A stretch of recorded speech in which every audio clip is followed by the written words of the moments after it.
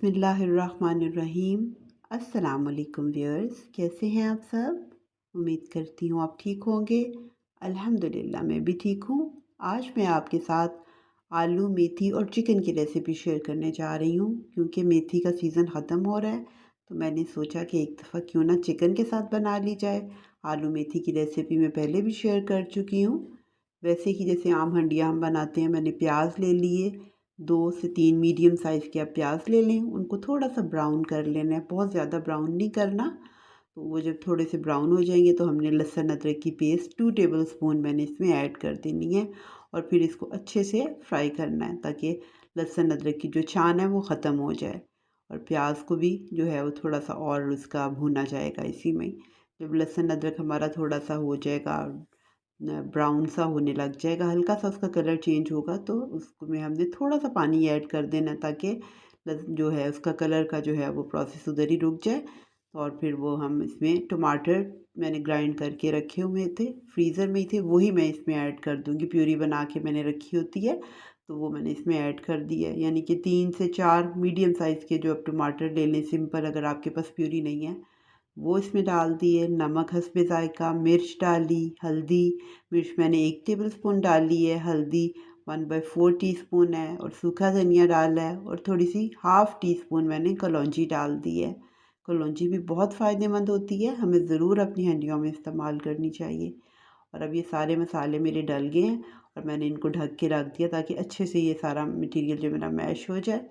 जब ये अच्छे से सारा मसाला मेरा तैयार हो गया तो मैंने फिर इसमें चिकन ऐड कर दिया है। ये तो जो हम रोज़ आम हंडिया बनाते हैं जिस तरह, उसी तरह ही फिर मैंने सारी चीज़ें डाल के इसमें चिकन डाल के सारे मसालों को अच्छे से इनके साथ ना मिक्स कर लेना है और भूनना है इसको थोड़ी देर। जब इसकी अच्छे से भुनाई हो गई तो फिर मैंने इसमें आलू ऐड कर दिए। आलू भी आप अपनी मर्ज़ी के हिसाब से ले सकते हैं, कम और ज़्यादा। मैं बहुत ज़्यादा यूज़ नहीं कर रही क्योंकि अब इसमें मेथी भी डलनी है। आप अपने हिसाब से अगर आप ज़्यादा पसंद करते हैं तो ज़्यादा डालिए। मैंने मेथी को नमक लगा के और थोड़ी देर रख दिया था, फिर उसको अच्छी तरह मैंने धो लिया है ताकि उसकी जो है कड़वाहट जो होती है मेथी की वो बिल्कुल इस तरह ख़त्म हो जाती है। मैंने अपनी पिछली रेसिपी में भी आपको, जो आलू मेथी की रेसिपी है, उसमें मैंने आपको पूरा प्रोसेस बताया हुआ है कि मेथी को कैसे हम लोगों ने मतलब उसको कैसे धोना है और कैसे साफ़ करना है। तो उसी बिल्कुल उसी तरीके से मैंने इसको किया है मैश, और इसको फिर मैं थोड़ा सा भुनाई करूँगी। यानी कि ये जो सारा मसाले हैं और हमारी मेथी, आलू, चिकन, ये सब अच्छे से मैं भून लूँगी। अभी मैंने इसमें पानी का कोई इस्तेमाल नहीं किया है, बिल्कुल उसको सिंपल भूनती जा रही हूँ।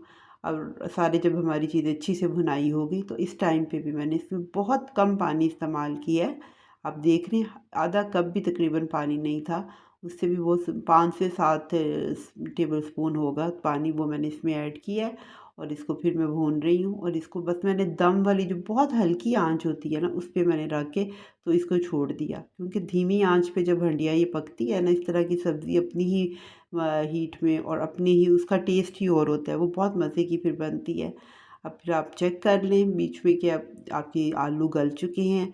चिकन भी ज़ाहिर है वो जल्दी ही हो जाता है, पहले भी इतना ज़्यादा नहीं, अब इस कंडीशन पे वो बिल्कुल रेडी हो चुका था। आलू भी गल चुके थे और मेरी मेथी भी बिल्कुल मैश हो चुकी थी अच्छे से।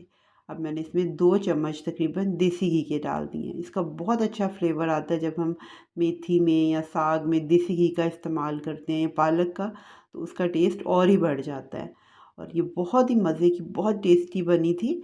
आप भी मेरी इस रेसिपी से बनाएं, और मेथी का जो मैंने आपको टिप्स बताए हैं आप ज़रूर फॉलो करें। आपकी कभी भी मेथी कड़वाहट भी नहीं उसमें आएगी, कड़वी नहीं बनेगी, बहुत टेस्टी बनेगी। जो भी खाएगा वो ज़रूर आपकी तारीफ़ किए बिना नहीं रहेगा कि इतनी अच्छी माशाल्लाह से ये बनती है। और वैसे भी जो सर्दियों में साग, मेथी और ये सब्ज़ियाँ बहुत शौक़ से खाई जाती हैं, तो इसलिए हमारे घरों में बहुत ज़्यादा ये बनती हैं। तो हम अब इसको अच्छे तरीके से बनाएँ, टेस्टी करके बनाएँ तो सब बच्चे भी बड़े शौक़ से खा लेते हैं। अगर आपको मेरी ये रेसिपी पसंद आए तो आप मुझे ज़रूर इसके फ़ीडबैक दें और अपनी दुआओं में मुझे याद रखें। अल्लाह हम सबको अपनी हिफ्ज़ व अमान में रखे, अपनी रहमतें नाज़िल फ़रमाए हम पे, और रमज़ान आने वाला है उसमें हमें बहुत सारी इबादतें करने की तौफ़ीक अता फ़रमाए, हमारे गुनाहों को बख़्शे।